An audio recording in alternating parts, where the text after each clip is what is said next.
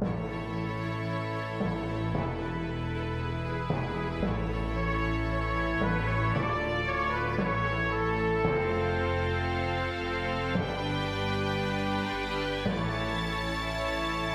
is 3ABN Now with Rosemary Malkovich and Casey Verkerker.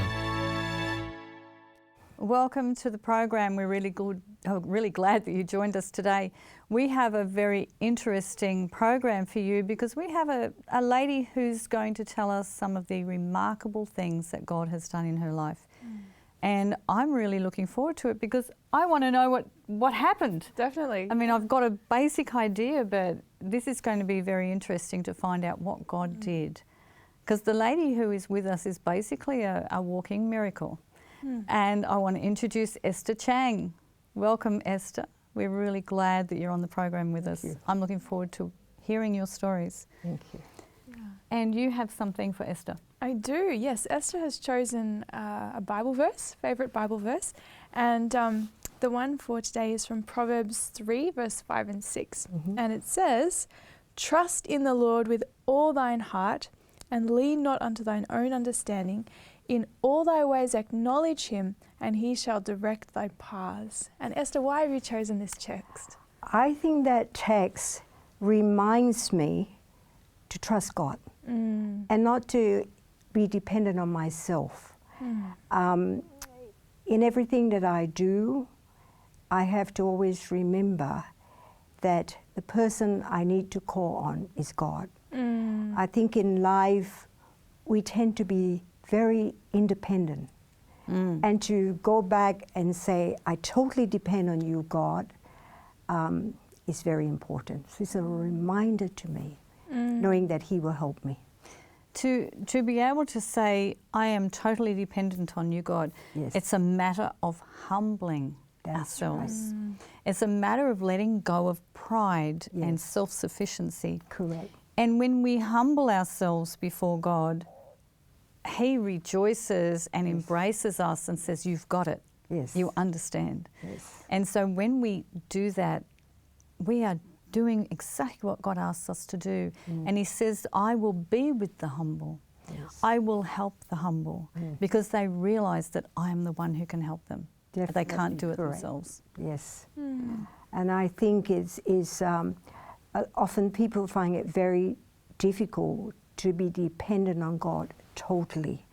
And what one has to always remember is to depend on Him for every single thing. Pride is such a terrible thing. It keeps us from achieving many good things. Yes. Because pride can even stop us from attempting things. Yes. Because we don't want to fail. And pride has the middle letter of I. And that's Sure a big does. problem. Just like sin has I in the middle of it. Yes. Yeah. They are big problems for us. Yes. We rely on ourselves. Yeah. So how then, obviously this is introducing into your story. How have you found that God has led you in your life, and also where have you come from? What's your background? Yes. I'm a Chinese. I was born in Singapore. I spent at least half of my years in Singapore. Previous to that, of course, I was living in places like Penang in Malaysia and in Ipoh, which is another very small town in Malaysia. Partly because my father was a pastor. And in his later life, he was in Kuala Lumpur, which is the capital city of Malaysia. He was the mission president there for Malaysia and Singapore. And that was one of the reasons why we did travel a lot. But when I came to my high school, I went back to Singapore to study in our Seventh-day Adventist college. Okay. But I've been told that when you were at school in Malaysia, in Penang, Yes. you actually went to school with Dr. John Hammond, Yes. a good friend of ours and of the children who watch 3ABN International and our programs on the Kids TV. they know him as Dr. John with the story time. Yes. People children around the world and around Australia know him as Dr. John, who tells stories on 3ABN. And you actually were in school with him, so that's really exciting. Well, John's parents were missionaries, and his father was there as a surgeon. And John spent a lot of time in our home. One of the things that John really loved was my mother's cooking. He used to come on Sabbath where we fellowship with a lot of young people, and at that time John was a young teenager as well. He had a lot of time for mum and dad, and he had fond memories of where he was as well. And so you went from being in Penang, Yes, and other places in Malaysia. He went Yes. back to school in Singapore. at Yes. the Southeast Asia Union College. Yep. That's where I did my high school. which is no longer there. Correct. Which is a very sad story because the government bought over the land and changed their minds at the end of the day to put a rail system there. But that was a very popular hospital for a very long time. Yeah, Youngberg Yes. Hospital was there too. Correct. Yeah, I have actually been there years ago. Yes. And it was very the nice. other person that did spend some of his time in Singapore too was Dr. David Pennington. Oh, yes. And that's why we know him reasonably well as well. And so you have been a church member at Waitara Church in Sydney, Correct. which is also the church he goes to. So Correct, yes. you then in later life have been Yes. going to church together. And later life, he's been very supportive when we do any of our health programs. Very good. supportive. Very nice. Oh, school friends, isn't that interesting? It's interesting, yeah. Yeah, the people So, you know. I'm Yes. curious about a little bit about your background. You've talked about how you grew up in some of these Asian places and also grew up in the church environment. What was it like for you in terms of your personal spiritual life during this time? I think it's really very interesting because I got baptized at a very young age. Okay. I followed my father and mother when they went to church. I used to teach Sabbath school when I was young. However, I think looking back, I would say that I did whatever my parents did, but I did not form a relationship with Jesus of my own. And I think back, I questioned myself about why I've been away for almost 37 years. And the answer is because I did not have a relationship like I do have now. And I really feel that I missed out for not having that relationship, because my relationship now with him is so beautiful that I feel, how could I not have a father and a counselor, someone who helps me, who thinks about me, who loves me, and someone I could always turn to. Do I need a counselor? No, he's my counselor, he's my helper. How did I not have him for all that 37 years that I'm having now? Which, to me, I did miss out a lot. So you were in the church, you were doing the church things, you were a good girl, Yes, and seeming everything was all right, but there was just something missing. correct. There was that personal relationship missing. I think what happened was I went over to Western Australia and did my nursing there. And I think I never been away from home before, and I did feel pretty lonesome. And there was a minister that my father knew, Pastor Johansson, and he used to come and visit me once in a while. He lived in the country, so he did come and see how I was getting on. And in time, I suppose, you miss your Sabbath, 1, 2, 3, and in time, as time passes, you don't feel anymore. you get used to the idea of not going to church. It's just another day. Yes, it became another day for me. And the majority of people I was mixing, I don't remember knowing even a single Seventh-day Adventist. Wow. So there was no help for you to find a local church family Yes. that you could be part of. You were with your university friends, or which school did you go to I do went nursing? to Royal Perth Hospital, Yeah. where I did my nursing Yeah, because at that education. stage you did it in the hospital, didn't It was you? a hospital system. It was like a traineeship. Correct.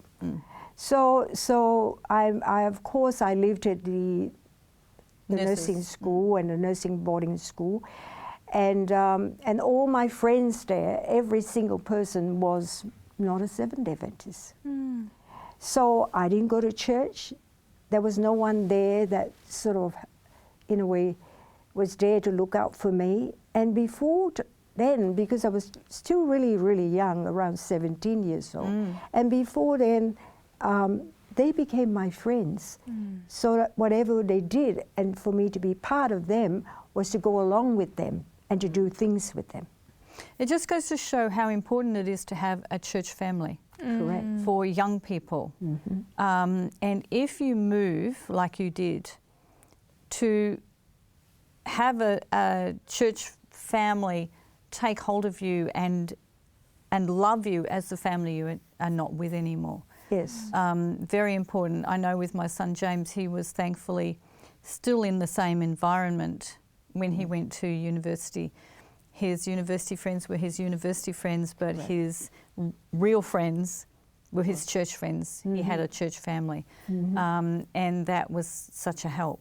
I didn't have any church friends, as you can see. Well, new place. Yes, it was a new place, new environment, a little bit lost in myself. Plus, no one was there to look out for me, to say, hey, there's a church there. You should be going to that one, you know. I sort of was like in a different world altogether. And that's so interesting because, you know, you mentioned before you were about 17 at that time, and that's such a critical time for young people, you know, who need a bit of a push, a bit of guidance to go in the right direction. Yes. And the fact that, you know, you didn't have anyone, that also would have, you know, helped probably contribute to that situation for you. I mean, you know, I have to take some responsibility for that as well. Like, I didn't even look up any church. Yeah. Or maybe I didn't even think of doing that. Looking back, I just, like, why didn't I do that? You know? Because probably because you had always been in the church environment and it was just basically handed to you. Yes. You didn't have to go and look for it. Correct. And what a lot of people I know do is that if their family member, whether it's a child or a brother or whatever, is moving to a new area, a new place, a new country or something, they will contact the local conference and say, where is a church that they can go to? They're in this place. How can I get in contact with a local church on their behalf and get them to be associated with the church family? That is something that can be done, but obviously it didn't happen. And I think that's really important. And with my older daughter, Geraldine, that's what we did in a way, to say there is this church there, make sure you go there. And we started to realize, and when people get baptized as well, we now in church, we would make sure they've got a mentor to be there with them, to continue with Bible studies with them. Just because you are baptized doesn't mean you know everything. You need that support. Still a growth journey. Well, you're only a baby. Well, this is true. Yes. When you're baptized, you haven't graduated. It's just the beginning. It's true. Yes, you've just been born. So it's very important. So you started your nursing training there in Perth. Why did you go to Perth, of all places, from Singapore? I don't even know why. My father suggested to me if I should go to Perth or I should go to London. My sister was in London. And I thought, Perth sounds really great because it was not too far away from Singapore. And I thought, you know, not too far, and the weather was pretty good. It was more like the Not climate London. like Singapore. It wasn't. It was on the warmer sort of weather. More attractive. Never thought further. And of course, I wanted to come to Australia instead of going to London. And so Perth sounded like a nice place to go to. Oh, that's good. Yes. So what did you do? How long were you in Perth? I was there for approximately about 4 years. And where did you go after that? I went back. I got married, and I went back to Singapore. I lived there for 3 years with my husband, and then decided to come back to Australia. But this time around, we decided to come to Sydney. So obviously your husband, Ron, Yes. wasn't a Seventh-day Adventist, or was he? My husband wasn't a Seventh-day Adventist. When we got married, I wasn't a Seventh-day Adventist as well. And he wasn't really at that time exposed to Seventh-day Adventists.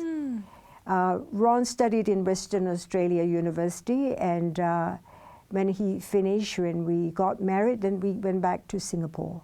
But we always remembered Australia to be a land of milk and honey. You know? It was.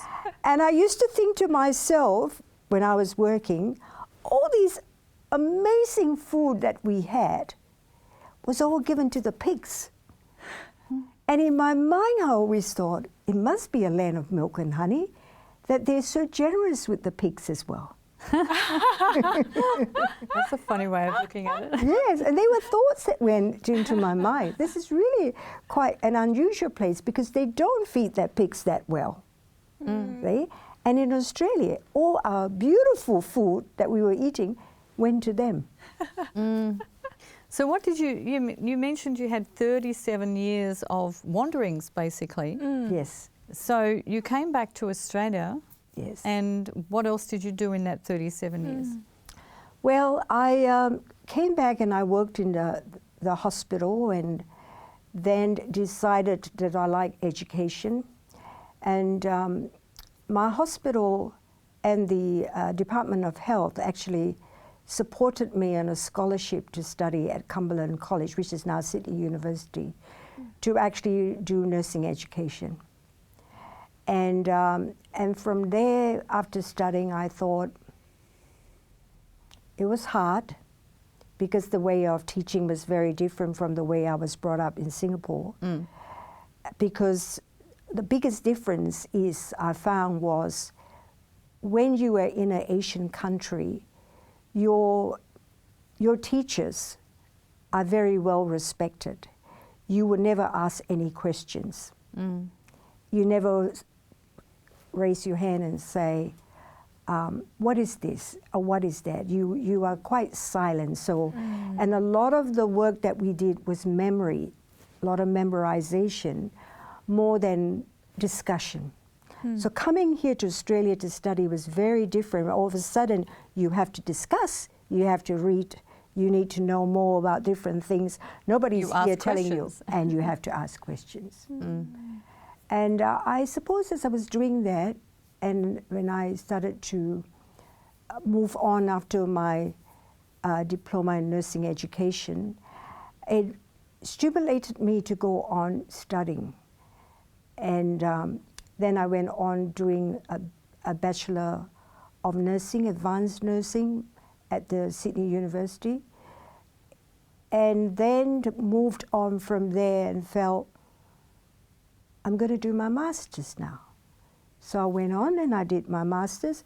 Normally people did it in 4 years, the course. I did it in 2 years. Because nothing was hard for me. Because when I did my diploma in nursing education, that was the hardest year of my life.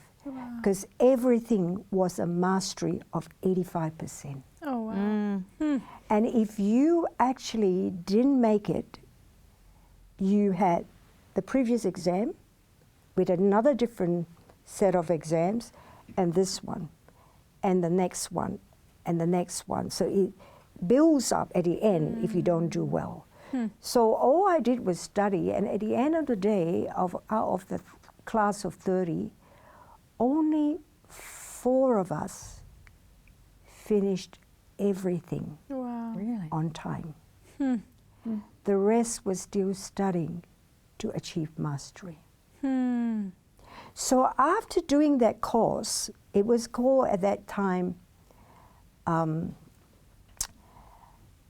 Bachelor of Advanced Nursing.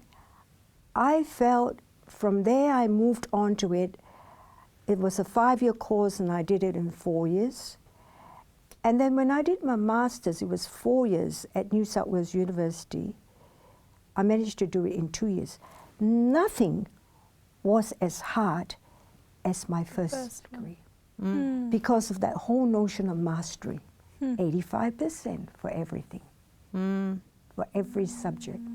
So you knew you had to study. I knew I had to learned study. how to study. Yes, and people actually thought, how could I do this so quickly? It's because I had this training in the beginning, which was quite a shocking training in a way because of this mastery. And then for me, nothing was difficult after that.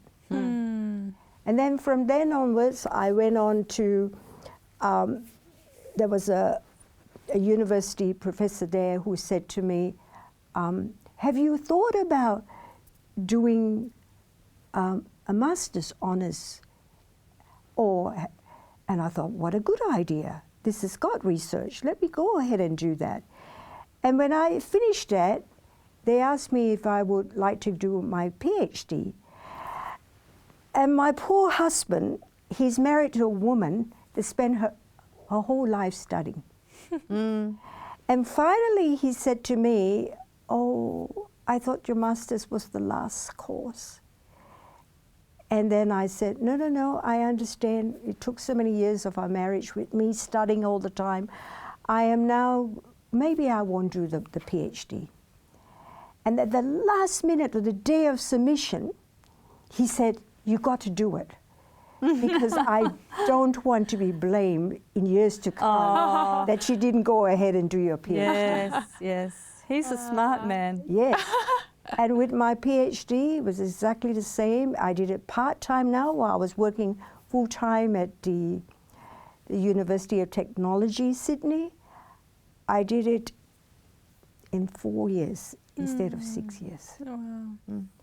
And I think I got the knack of how to study and how to do it in such a way that I could achieve my goals.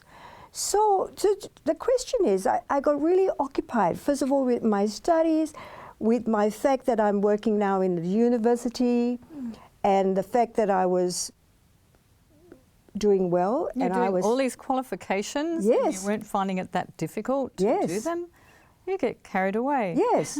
And then I got promoted from one thing to the other in the university because I started to realize what is wanted from the university. Besides your teaching, they want you to research as well. And then moved on to go on to be head of school, to be a dean, to be a professor, be a pro-vice chancellor, academic for 8 or 9 months, and then did all sorts of jobs within my professorial position. So I was so occupied. I didn't think of God now and again, but it was no more in my thoughts. All I was doing was moving along my career to the point that, to the highest level at that point of my achievement. So career became what your life was revolving around. Correct. You had your family, but I your had my career family. was- I had a very supporting husband who was always there to help me even raising up the children and doing things with me. And I never forgot him because everything that I did, regardless of what functions, and people often never invite their husbands, I made sure he was there. So in every function, my husband was there because that was the only time that I could spend time talking to him. When he's driving the car, we could be chatting away and all those different things that I didn't have a lot of time seeing that. Once you take higher positions, your life A lot of gets demand. Yes. get immersed with it. And I just want to go back to something just very briefly so we can go on with the rest. But you were talking about how the education system worked differently Yes. in Australia than for the Chinese. Yes. And one thing I heard many, many years ago that is important for the Chinese parents, Yes. for their children in school, even though the academics is very important and the Chinese are very high achievers, usually they're very smart and do well, behaviour, character is always important to the Chinese parents. Is my child behaving well in Yes. school? Not are they getting good marks? Yes. Are they behaving well? Are they respectful? Yes. Those sorts of things are very important to a Chinese parent for their children, so I can understand why the children don't ask questions. Yes. They sit and they learn. They sit and they learn, and they have such great respects for their teachers. There's no other question you would add in. You would just sit there. And here, when I was in Australia, what is your opinion? Now they're asking for my opinion. You know, this is Am I supposed to amazing. have an opinion? And that was really hard for me to come up with my opinions about things. Or you read about a particular theoretical part, and they're saying to you, "What are your thoughts here?" And now I'm sitting down thinking, "What are my thoughts here?" You Am I know? supposed to have thoughts? and for a few months I struggled because it's a different way of education. I agree with you. The Asian society, especially in the Chinese society, is a very structured way of bringing their children up, and at the same time, a very disciplined. So they are very and a lot of extracurricular that is taking place. That is actually, even in your school holidays, you get these books that you have to work on. And if you say they are a great achiever, it's partly because they've been disciplined to do it. If you bring this up with an Australian, that this is how you're bringing up your children, they think this is a bit tough. This isn't You know, fair. this is not right. Do you know? It's a sort of a very different way of upbringing. So do you think that that kind of a mindset actually came into your approach with your study and with your dedication to all of your courses and academic achievement, like this disciplined approach that you felt like a drive to do? Yeah, I suppose it's true, it's a drive for me. I challenge myself. I actually don't look at somebody else and say, oh, they're doing better than me. Oh, they're scoring a lot me. I challenge myself. I can do it. You can do it? I can do it. That's how my mindset is. Why can't I do that? You know, I should be able to do it. Initially, I said to myself, oh, I'm a bit slow. You know, slow in getting around this. But then with persistence, I could do it. I'll give you one little example. I never did physics and chemistry. And now I'm in university and I had to do physics and chemistry with no background whatsoever. That's and, tough. and my teacher was my husband, because he's in engineering. And he would teach me. And remember I said I had to get mastery for these subjects, all these subjects, and they were some of chemistry and physics and research and you name it, and pathophysiology. And he's trying to teach me, because this woman, he would think in his head, doesn't know this. He doesn't have the background. How could? So he teaches me, and then I start to discuss and say to him, I don't agree with you in this. I don't agree that. And then when I go for my examination to get my mastery of 17 out of 20 for everything, he is worried stiff. Each time I go for my examination, he says to himself, she can't make it. You know, just so much new things. And I always made it. And I would say to him that he was my good teacher, but in the end I decided to argue with my teacher, because I start to see something and I start to learn in a different way. Isn't that interesting? So how did you learn, because the text you chose at the beginning, trust in the Lord, lean not on your own understanding and self. Yes. Sounds like your experience in your professional life, you were able to have this mindset of, I can do it. Yes. You know, I can do it. How did you come around to learning this whole new thing of having God come into your life where you're actually trusting Him instead of yourself? And putting away your own understanding. Yeah. How did this come into the picture? I think as I tell you my stories, you will see how at the end of the day, how I could trust Him. Because He did so many wonderful things for me that blew me away. That only Him could do it and no human person could. Wow. So start telling us, at one stage you went to Mongolia. Yes. What led up to that? I was the director of international and business for the university and for my school.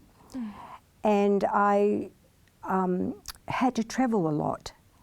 And one of the trips, these people from Mongolia kept visiting us quite often in the university, wanting me to go there and set up a school for them and to help them.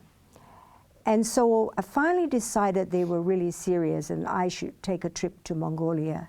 My head of school at that time normally goes everywhere with me if I go overseas. But this time around, to a new place, this time around, he couldn't go. And he sent across with me 2 professors. One was a professor in ICU. Her background was in that area of intensive care. And the other one could speak Russian.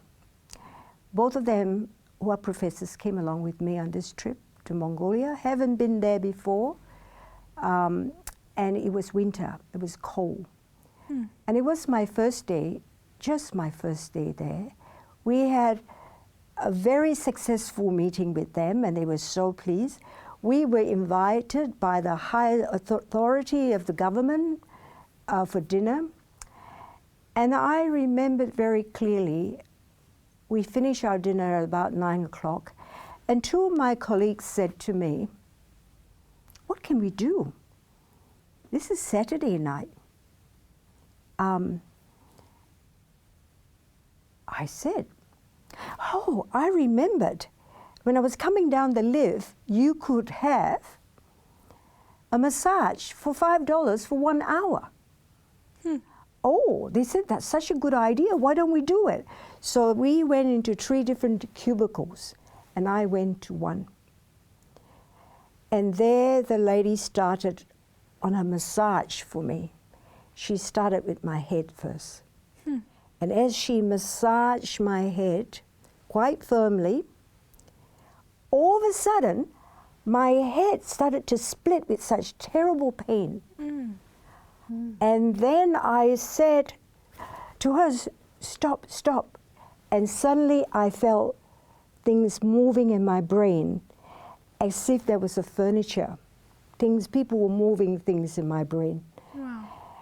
And I held on to my head like that the pain was so terrible that I thought it was just going to explode.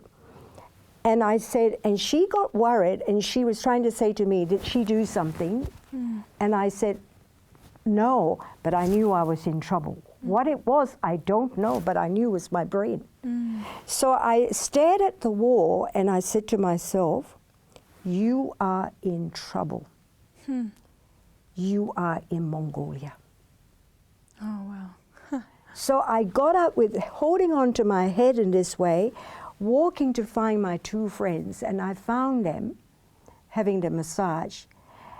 And I said to a colleague, "Helen," I said, "would you take me to emergency?" She said, "Why? Like, what's happened, I said, "I have to go immediately. I'm dying."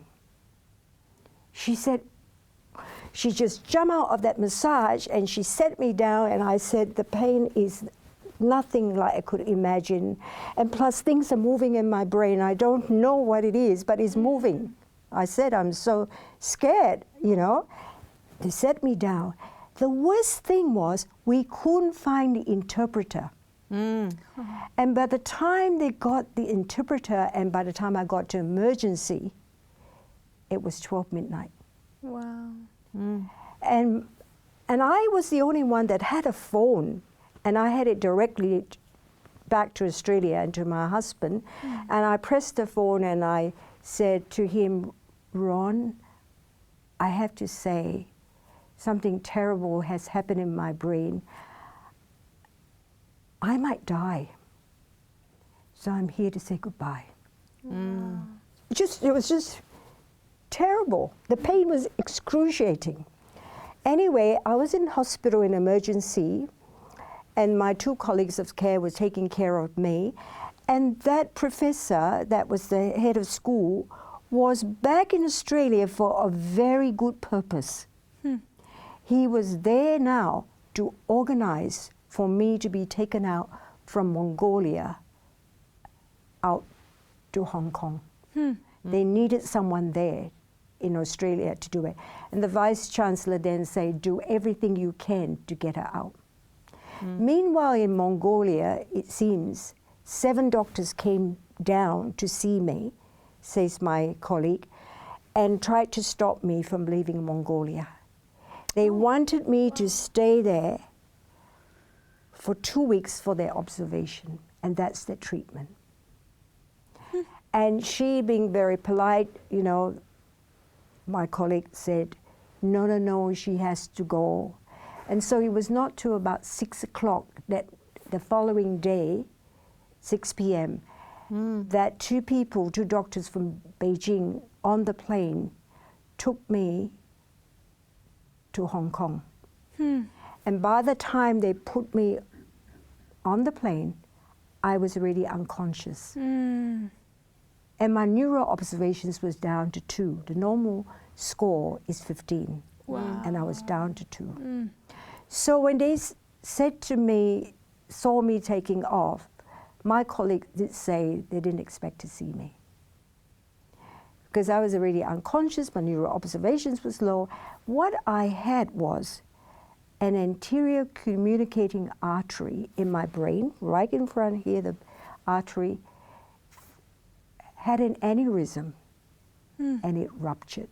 Means the area there was weak and it started to leak blood. So I was taken to a hospital known as Princess Margaret Hospital, and when I was there was a neurosurgeon that was moonlighting there. He said, wrong hospital. You go to Kwanwa Hospital. That's the place that they did the SARS that they were taking care of previously. I was taken there, and the surgeon came back from his holiday, and they operated on me, and Ron was there to come towards the end of the operation. It went from morning to almost about 10 o'clock in the night. And what they did was, they went from my anterior communicating artery right into my brain to repair that aneurysm. They did not open my brain. And I've got burr holes here where they had to drain my blood. But the whole surgery was done there, known as embolization. And that's what they did. Here in Australia, in 2003, that technique was just starting up on a trial basis in 2 of our major teaching hospitals. So you couldn't have had it done here? I couldn't have had it done there. And I have to say to you that my father died the year before, in 2002. He always said to me, Esther, don't ever forget God. And I would say to him, of course I don't forget God. I just don't go to church, that's all. That's what I said to him. He died in 2002. This happened to me in 2003. In December. So what I have to say to you all is that the intercessory prayers from my parents and my sisters played a big part in God hearing a father's prayer. And I have to also say that it allowed God to intervene for my condition. And He orchestrated everything. Because here I was taken to the right hospital. And here I'm here in this place being operated by the top surgeon in Europe. Who came back from holiday. And at the same time, no one in my university expected me to come back as a professor. They thought if I was alive, I would be truly paralyzed. Wow. Plus, normally, which I found out from the medical doctor here in Australia who was attending to me, she said to me that normally pressure in your brain max is only 10 hours. I have more than 40 hours of pressure in my brain. And she looked at me and she said, normally your brain cells are destroyed. Wow. She said, I've never done this before for anyone, but I like to do this for you, where I'm going to write a letter to your insurance, the insurance of the university, because you have to be compensated, because we don't know what damage has done to your brain. I went back and I thought really hard about this, and I said to myself, I couldn't sue them because I was in university business. How could I do that when my life was spared? Right? So I had to come back to say to her, you know, thank you for the offer, but I would not take it because my life was spared. So this whole incident, when I came back, I went back to work after 3 months. No one expected. I had no side effects. The only thing that I had that was a bit of a damage there, I believe, I don't have any dreams at all. Not a single dream. And so when I do go to sleep, I sleep soundly. And I don't even hear anything. That's almost a blessing, isn't it? Yes. So I get woken up by everything. But what was really interesting here was that someone gave me the Great Controversy to read while I was resting at home with no hair in my head because I was totally shaved.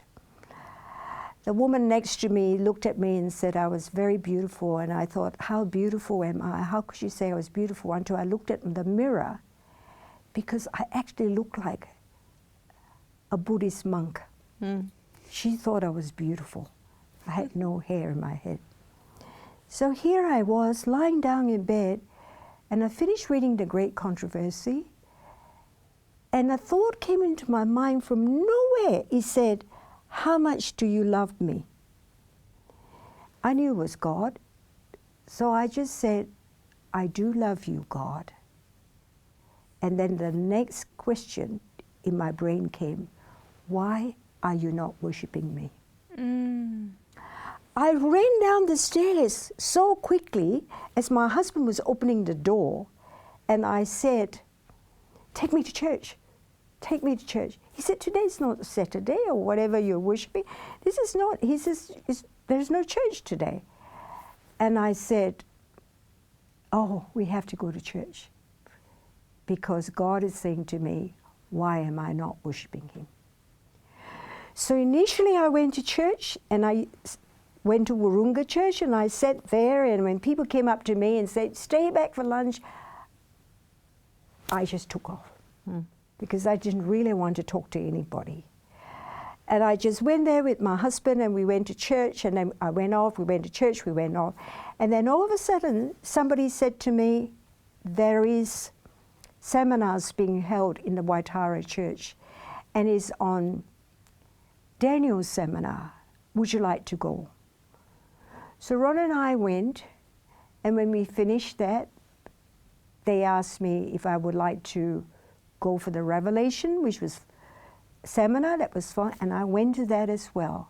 And Daniel at that time was an intern pastor at the church, and Pastor Uden was the senior pastor at Waitara Church as well. And we'll talk, the Daniel you're talking about became your son-in-law. Correct, yes.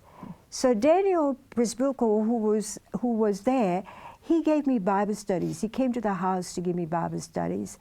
And at the end of the Bible study, I actually decided to get rebaptized because of all the years that I didn't do the right thing by God. So I got baptized, and when I got baptized, someone in the crowd said to me, "What about coming and helping us with CHIP?" As in, this is a CHIP program? Yes. And that's where I got involved with the CHIP. And then for a while, quite a few years, I became the president for the CHIP program as well, partly because of my involvement with it. But God actually led me through this, spared my life, really not deserving. But all I can say that He heard my father's prayer. He loved me very much. He had never let go of you. And He never let go of me. Yes. So what's this about having had a car accident 6 months after your conversion? Remember, I was living a world that was a different sort of world. I club in the evenings with my husband, did all the things that most people would do, and now I've turned around 180 degrees. Having a lot of influence, being a professor, people asking me what happened to me, because that whole message went throughout the university about me being in the situation I was, because I was a director of international, so everybody knew about that. And here I was telling them stories. So I was really not so popular with the evil one. I was standing, my friend's dog passed away. It was a little 2-year-old dog. He went and sent the dog for some examination of its teeth. And in the recovery phase, it was just, you got to manage even animals really carefully. The dog might have had a respiratory arrest and died. And there was no one there. He was terribly upset. And so I decided after church to go and visit him with Ron. We drove there, and as we drove there for a long distance to go to Renwick, our bladders were full. And Ron decided, let's stop at a petrol station and try and see if they let us use it. So I was standing down below. My husband had to walk up the stairs to where the office was, and I was down below where the car park was all at the back of me, and a man hit me, drove into me. And I flew. I flew up, and I was now heading to that door that had glass right throughout. And I said in my mind, I can't stop, I can't stop, I can't stop. You know, I was saying. And suddenly a man grabbed me just before my head hit that pallet of glass. And he grabbed me, he put me down, and he walked away. Wow. And the man who knocked me, he ran up the stairs and he said, I'm so sorry, I didn't see you. And Ron came out, he was very upset with the man, and so they both checked to see if I was all right. But I could walk, I was fine, and I didn't have any pain. But what was really unusual was that normally when people help you, they would say, "Are you all right?" Yeah. You know? But there was no word. I was grabbed, put down. And then Just even the point of being grabbed. I mean, Yes. how can a person actually, when you're flying through the air, just Yes. grab you Yeah. Yes. and stop you without flying off themselves, without falling over, trying to grab you? It would be very difficult. And that was As far 6 as I'm months concerned. into it that this happened to me. We've only got a short time before our address roll, but you were diagnosed with breast cancer after that. Yes. So there was something God helped you with that. I was then a vegetarian, not too long after that. But of course, being a vegetarian, all those years that I started picking on meat and eating all the different foods and all that. But this was a very interesting one because I was in university business, and Ron and I at that time have not been to Japan. So I said to Ron, "Why don't you come along with me?" So we went, and immediately we had a stay over at the airport, at the hotel there. When we arrived at Japan, I was lying down, and I was just lying down about to go to sleep, and I suddenly touched my breast. It was a huge lump, so big that I could feel it. And I said to Ron, "Feel that lump." How could I not feel it? I always touch my breast, and I've never felt this lump before. And anyway, I said to Ron, I said, "We need to fly back to Australia, or else you need to pray with me. Everywhere we go, we need to pray." So we stopped everywhere and we prayed. And by the time I went to my university meeting, the lump disappeared.